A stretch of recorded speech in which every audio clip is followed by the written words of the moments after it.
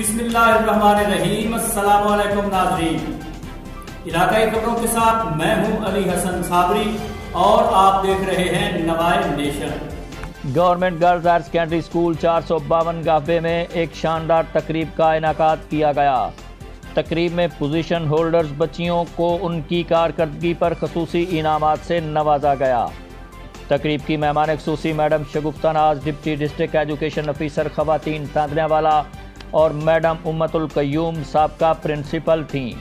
اس موقع پر دونوں مہمانوں نے اسکول کے احاطہ میں پودا بھی لگایا۔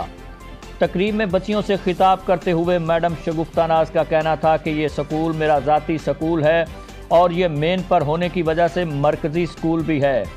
اس اسکول نے ہمیشہ اپنی روایات کو برقرار رکھتے ہوئے بہترین نتائج دیے ہیں، جس پر میں school principal Mrs Amna Noreen اور دیگر سٹاف کو مبارکباد پیش کرتی ہوں۔ اسکول میں بہترین شجرکاری پر ملازمین کو خصوصی طور پر تحسین پیش کرتے ہوئے نقدی انعامات سے بھی نوازا گیا۔